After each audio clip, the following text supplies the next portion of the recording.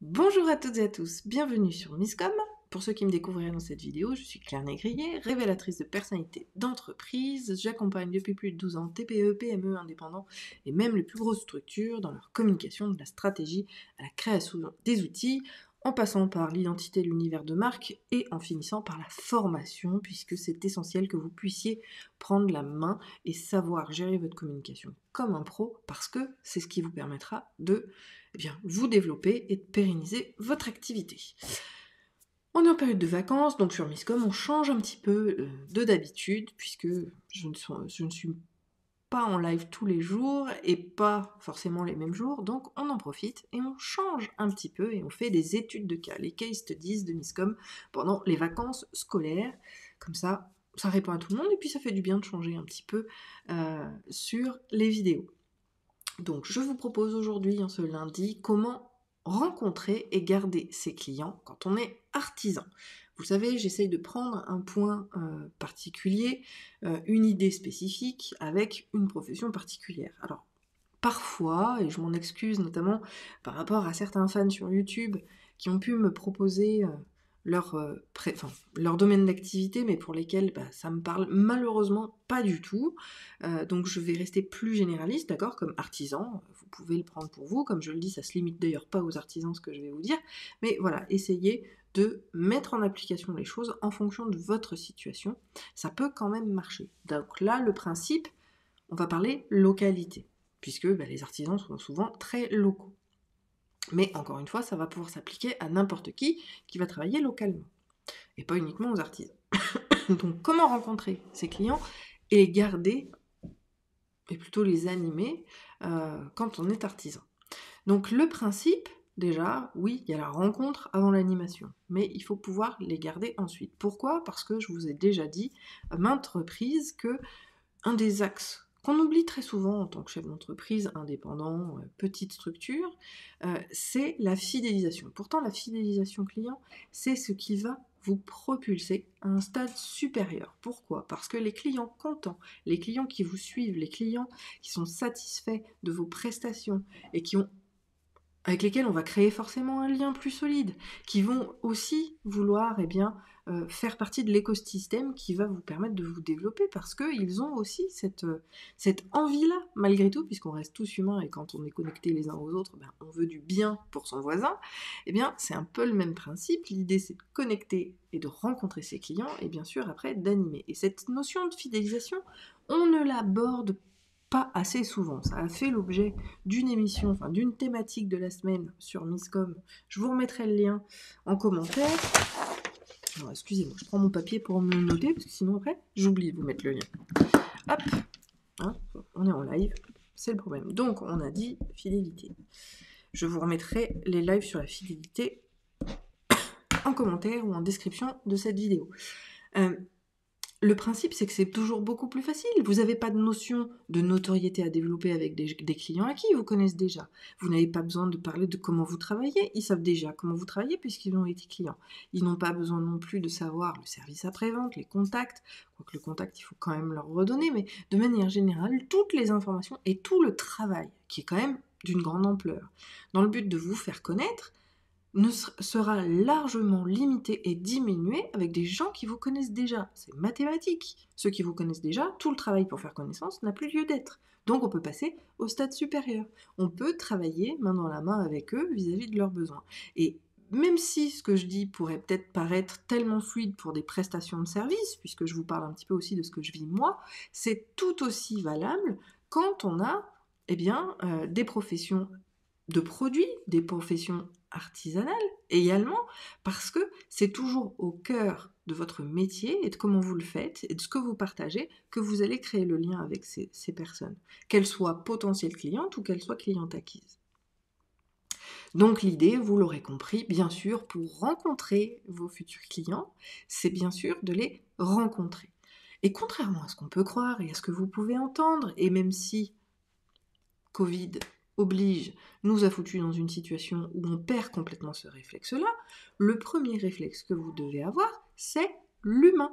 L'humain est la première chose à mettre en œuvre, à mettre en évidence, et donc la véritable rencontre. Je ne parle pas là de présentation sur Internet, je vous parle bien évidemment de rencontres physiques, réelles. On sort progressivement justement de la thématique Covid et donc pro-digital à fond. On en sort progressivement parce que on est, souhaitons-le nous, à la fin de toute cette histoire pour retrouver, on va dire, une vie normale. Il n'en reste pas moins que vous devez être présent pour vos clients, un peu comme moi je le suis même sur Misscom pour vous, même si on est en replay, même si on est en différé, même si on ne se rencontre pas tout le temps sur les lives, vous avez l'opportunité de me voir, et puis je pense qu'au bout de 50 vidéos, vous comprendrez bien qu'au bout d'un moment, on ne sait pas faire semblant. L'humain est comme ça, hein. Même si on essaie de faire semblant pour se faire bien voir au départ, etc., le naturel revient au galop, et au bout d'un moment, eh bien, on redevient qui on est. Et c'est là que souvent, on a des gros soucis, donc je vous invite vraiment déjà à être vous-même dès le départ, et donc vous voyez que la rencontre physique, elle peut aussi être virtuelle, puisque nous nous rencontrons tous les jours quasiment, enfin lundi, mardi, jeudi, vendredi, on va dire, dans les habitudes et les jours habituels, on se rencontre 4 fois par semaine, et forcément cette rencontre, elle a des objectifs, elle a la notion du phrasé, elle est pour moi l'idée, je vous rappelle quand même que le principe de mes lives de départ, c'était la thérapie, par rapport à l'estime de moi, par rapport au fait de pouvoir m'exprimer en public, par rapport, voilà, j'avais plein de démarches personnelles derrière ces lives-là, au-delà du gain de temps dont je vous parle régulièrement, mais c'est une rencontre avec vous. Et c'est pour ça que la notion de rendez-vous est très importante. Donc, rencontrer vos futurs clients, c'est leur donner l'opportunité de vous voir en réel. Alors, qu'est-ce que ça veut dire pour un artisan ? Eh bien, ça peut vouloir dire de créer des séances d'ouverture. Un de mes souvenirs préférés de quand j'étais petite, c'était la visite, je crois de Peaugres, ou je ne sais plus de quel village médiéval pas très loin de Lyon, où il y avait un souffleur de verre. Et j'ai adoré participer et voir ce souffleur de verre créer un vase, enfin il a créé tout un tas d'éléments, et donc d'assister à une ou deux de ses créations, j'ai trouvé ça magnifique. Et j'ai vraiment adoré ça, et je suis une grande fan maintenant de souffleurs de verre, pourtant c'est pas quelque chose de très répandu.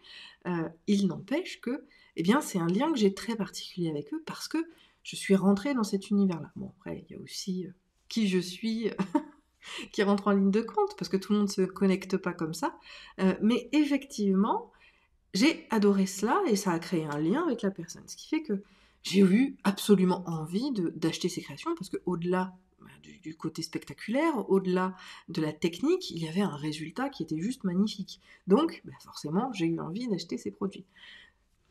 Forcément, en tant qu'artisan, je vais vous parler de ceux que je connais. On ne voit pas ce que vous faites, on n'a pas la notion du travail accompli. Ça marche dans tous les domaines d'activité. Vos coulisses sont quelque chose d'extrêmement intéressant que vous allez pouvoir partager, pour la simple et bonne raison que les gens n'en ont absolument pas conscience. Donc, au-delà de créer du lien avec de potentiels clients, vous allez pouvoir montrer la qualité de votre travail, la qualité du professionnel que vous êtes. Et, comme vous le savez, la communication, elle n'est pas uniquement sur la rencontre. La rencontre, c'est le premier point, c'est le point de contact. Après, il faut développer sa visibilité et surtout sa crédibilité. Le fait de montrer vos coulisses, notamment, va permettre absolument de créer ce fameux lien-là, et que les gens se disent, oui, effectivement, il est compétent, elle est compétente. Il y a aussi la preuve sociale qui vient s'ajouter à votre crédibilité, mais elle ne sera jamais aussi impliquante que quand vous partagez vos coulisses, parce qu'on voit vraiment ce que vous faites. Alors l'idée, c'est pas de faire un montage, une fausse séance qui n'aurait pas vraiment d'existence en réel. L'idée, c'est toujours d'être vous-même et d'être vrai, vous le savez, je le prône extrêmement souvent, parce que c'est le seul signe d'efficacité. Si vous n'êtes pas vrai, si vous faites du chiquet, du faux, en vidéo ou peu importe, et que la personne derrière achète vos produits et que la qualité soit pas au rendez-vous, on se retrouve là encore avec une dissonance cognitive, et vous allez perdre en crédibilité. Et puis, sachez-le, un client mécontent, il va le dire autour de lui, et c'est encore plus vrai sur le local, et vous allez vous taper une mauvaise réputation. Donc le principe, c'est toujours être vous-même et de le faire comme vous le sentez, à votre façon de travailler et simplement de la partager. Donc, comme je le disais, pour mon souffleur de verre, ça va être peut-être effectivement de faire des sessions où vous allez inviter les gens, même si c'est en groupe restreint, parce qu'on peut comprendre que la notion de danger puisse être importante. Je sais pas, je pense même au boulanger, à celui qui fait son pain, créer des ateliers, faire son pain, proposer aux gens de venir dans vos cuisines, même si c'est 2 personnes, pour créer le pain et le mettre à cuire. Je sais que ce sont des choses qui vont vous faire sortir de votre quotidien, où le pain il se cuit à 4 heures du matin, et puis après c'est la vendeuse qui vend le pain, et vous l'activité elle est finie. Mais si vous invitez les gens derrière, au four, au moulin, comme on dit, eh bien vous allez créer ce fameux lien, et vous allez donner envie aux gens d'y être. Et puis en plus de ça, si le pain est bon, forcément, vous savez que le pain c'est pas le bon exemple pour moi, puisque par rapport aux neurosciences, l'olfactif est le seul sens qui supplante le cerveau, et donc à partir du moment où on a les bonnes odeurs de pain, même si on n'avait pas prévu d'en acheter, on va aller en acheter, parce que l'odorat supplante le cerveau. Donc il y a aussi cette notion-là. Et donc forcément, le lien va pouvoir se créer. Et puis, de la même manière, mettez en avant, je reste sur mon boulanger, souvent, la personne qui est à la caisse, c'est la vendeuse, c'est pas la boulangère. Ou le vendeur, parce qu'il y a aussi des hommes, bien sûr, mais c'est pas ceux qui font le pain. Mettez en avant ceux qui font le pain, créez le lien avec ceux-là, parce que c'est eux qui apportent le pain dans les assiettes de chacun. Montrez ceux qui ont les compétences. C'est très très important. Même si la personne qui vend est la personne qui est vitrine et qui doit représenter la marque, il n'empêche que montrer les coulisses et ceux qui préparent les produits, ça va créer le lien. Parce que c'est comme au restaurant où je le vois plus dans Ratatouille d'ailleurs, le film, que dans la plupart des restaurants, mais souvent, moi je le faisais, notamment dans les petits bouchons lyonnais, j'allais saluer le chef quand j'avais très bien mangé, parce que comme dans un petit bouchon, c'est un petit resto, et donc on peut accéder, ne serait-ce que par rapport à la planche qui sépare les deux, et un espèce de bar qui se crée, eh bien on va pouvoir aller voir le cuisinier et lui présenter ses remerciements, ses félicitations, peu importe. Là aussi, on va pouvoir créer le lien. Sortez de vos ateliers, allez à la rencontre des gens, au-delà de les inviter sur le lieu où vous créez, quel que soit l'artisanat, vous allez aussi pouvoir aller à la rencontre de cela, leur expliquer votre passion, leur expliquer les choses. Et vous savez quoi? L'avantage, c'est que je vous ai dit qu'il fallait aller à la rencontre des gens. Oui, le local, puisque ce seront eux qui vont acheter. Mais ceux qui achètent, ils sont aussi digitalisés maintenant grâce au Covid. Donc vous pouvez tout à fait partager votre passion aussi sur Internet. Prenez ce qui vous fait sens. C'est le premier conseil que je donne à mes clientes quand on me dit oui, mais je ne sais pas quel support aller. Sur quel support aller, qu'est-ce que je veux faire? Au-delà de la stratégie, c'était d'ailleurs un sujet sur Misscom, on a plusieurs critères qui vont vous faire sélectionner les outils. Allez toujours sur celui qui vous fait le plus kiffer, parce que c'est celui qui vous permettra d'être sur le long terme, d'être vraiment présent de manière récurrente et d'année en année, parce que si vous sélectionnez quelque chose que vous ne maîtrisez pas, qui vous fait pas kiffer, mais vous tiendrez jamais sur le long terme, encore une fois. Donc comment rencontrer et garder ses clients? Donc là on est sur la notion de garder, de motivation, de création de liens sur le long terme. Continuez à partager vos coulisses. C'est pas parce qu'une personne a fait un atelier qu'elle a plus envie de vous voir. Alors c'est pas dit que, sauf si vous faites des ateliers à thème, qu'elle revienne, parce que créer son pain une fois, bon voilà, on a fait un atelier créer son pain, on va peut-être pas revenir. Aujourd'hui, en plus, sur les métiers de bouche, ça se développe beaucoup, il y a plein d'ateliers sur faire un repas en famille, on apprend à faire une recette ensemble, les enfants apprennent à cuisiner, ce sont des choses qui sont de plus en plus, qui se développent de plus en plus, mais parce que c'est dans l'air du vent, c'est dans l'air du temps, c'est dans la connexion, et c'est effectivement où va le vent pour pouvoir créer le lien avec les gens. Donc vous allez pouvoir, alors c'est sûr, ça vous fait sortir de votre métier, ça vous fait probablement sortir de votre train-train quotidien, pourtant c'est ce qui fera la différence parce que vous connecterez avec votre audience. Et votre audience, elle a beau être locale, ça a beau être un choix géographique, pour que ce soit un choix géographique qui reste et qui soit maintenu dans le temps, encore une fois, je reprends mon pain, si vous faites pas du bon pain et si vous n'êtes pas souriant, alors si vous faites pas du bon pain, je vais aller voir ailleurs tout de suite, par contre si vous n'êtes pas souriant ou que ça gueule derrière, je reviendrai pas non plus. Le principe, c'est de toujours être bien et d'être souriant et d'être accueillant avec ses clients. Et donc, je pourrais prendre un autre domaine d'activité, chaussures par exemple. Vous êtes marchand de chaussures, artisan de chaussures. Voilà. Ou artisan pressing, c'est pareil. Si vous n'avez pas le sourire, si vous n'avez pas quelque chose qui reflète votre personnalité, je sais pas, allez, je vous le dis, encore une fois, c'est de l'action inspirée, ou c'est du discours inspiré quand je l'entends. Vous tenez un pressing, partagez votre musique. Qu'est-ce que vous aimez? Alors oui, il y a peut-être des gens qui n'aimeront pas votre musique et parce qu'ils aiment autre chose. Mais il n'empêche qu'ils vous le découvrent à travers ce que vous partagez. Et la musique que vous mettez, puisque vous payez les droits à la SACEM tous les ans, vous avez le droit de diffuser de la musique dans votre magasin. À partir de là, vous êtes tranquille. Et ce que vous partagez, la musique que vous partagez, va aussi être un travail qui va créer le lien avec vos clients. Alors il y a d'autres métiers dans l'artisanat où c'est peut-être plus compliqué. Je pense à ma cliente Séverine notamment qui travaille sur le bois. Mais racontez les histoires, partagez, c'est là où les réseaux sociaux vont être très intéressants. Alors ils sont pas intéressants pour tout le monde parce que tout le monde va vous regarder, tout le monde va vous voir, mais tout le monde n'achètera pas. Par contre, les histoires que vous partagez pourront être inspirantes, pourront être tout à fait intéressantes. L'un des meilleurs partages de Séverine, donc ma cliente, qui a bois, si vous voulez tout savoir, qui fait des choses en bois. Alors pour l'instant, elle n'en fait plus, mais ça ne serait tardé de revenir, je lui souhaite. C'était les coulisses, comment elle créait les choses, parce que c'est l'une des rares à utiliser ces machines et ces appareils pour faire le bois, et de le voir, ça concrétise véritablement et ça montre tout le travail d'orfèvrerie qu'il y a derrière, dont on ne comprend pas. Souvent quand on se dit un petit objet en bois comme ça, moi je paye pas plus de 5 euros, alors que finalement, en temps d'heures de travail, eh ben, ça peut peut-être valoir 300 euros.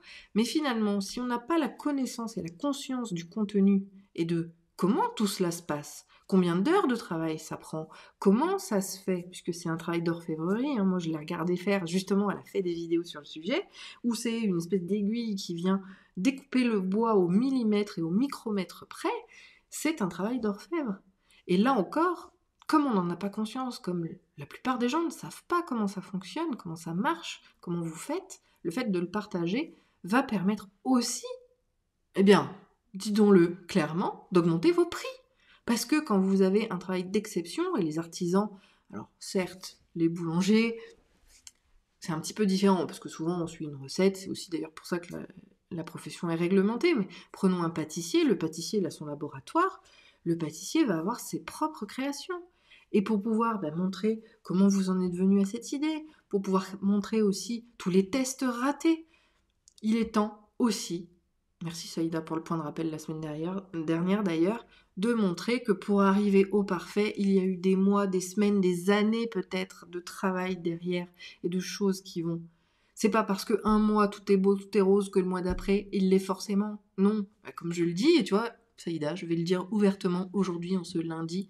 Oui, moi, il y a des mois où, eh bien, je suis triste de ne pas avoir rempli mon atelier parce que je vais devoir faire manger des pâtes à mes gosses. Parce que, eh bien, en tant qu'indépendant, en tant qu'entrepreneur, il y a des mois où tout roule et il y a des mois où ça roule pas du tout. Et ça fait partie de la vie de l'entrepreneur et ça fait partie des choses qu'on devrait pouvoir partager aujourd'hui. En tout cas, pour recontacter et pour rencontrer vos clients, soyez présents, surtout au réel quand vous le pouvez, en digital si vous ne le pouvez pas, et créer du lien avec les gens. Alors là encore, avant de créer vos propres groupes, que ce soit sur LinkedIn, que ce soit sur Facebook, on s'en fiche. Créez des choses avec les groupes qui sont déjà existants. Je pense notamment aux groupes locaux. Présentez votre travail, présentez vos vidéos, présentez vos coulisses, partagez-les dans ces groupes-là. L'idée et le principe, c'est jamais de partager un produit à vendre. La notion de vente sur les réseaux sociaux, il faut la proscrire. C'est vraiment un élément qu'il faut garder en tête. Le fait de connecter avec les gens, le fait d'être en contact avec eux, de répondre à leurs questions, de leur présenter les choses et juste d'avoir un commentaire qui vous dit « Waouh, ah c'est beau ce que vous faites, c'est magnifique, et comment feriez-vous ça ?» Et commencer à parler avec eux, commencer à échanger, leur proposer des choses, qu'est-ce qui vous intéresserait de voir. C'est un peu ce que je fais d'ailleurs sur Miscom, même si j'ai de moins en moins de retours. Je vous invite toujours à me partager vos problématiques. Si vous pouvez le faire en commentaire, vous pouvez le faire en message privé sur la page Miscom ou le profil Claire Négrier, qui a la même photo d'avatar. Vous avez aussi le mail à claire@miscom.fr pour me partager vos problématiques de manière anonyme par rapport au public, ce que je peux tout à fait comprendre. Quand vous êtes sur YouTube, vous n'avez pas forcément envie de commenter pour pas qu'on vous voit. Mais partagez-moi vos problématiques, parce que l'idée, c'est vraiment de répondre à vos interrogations réelles. Sinon, Miscom n'a plus lieu d'être. Certes, j'ai un peu digressé sur d'autres éléments, mais vous restez tout à fait dans ce terre-là. Même si vous êtes artisan, quand vous êtes local, allez à la rencontre de vos futurs clients. Montrez-leur votre travail, montrez-leur comment vous faites, partagez votre passion, posez-leur des questions, à défaut d'en avoir directement. Quand vous en avez, répondez-leur, bien sûr. Utilisez ces questions pour créer du lien, encore une fois, et des contenus. Et surtout, eh bien, créer un petit peu de l'intérêt et de la... Tout ça, c'est une notion de visibilité, mais cette visibilité, quand elle est qualitative, elle crée le lien, et c'est le lien qui fait que les gens derrière vont aller acheter, vont aller venir vous voir, vont vous recommander.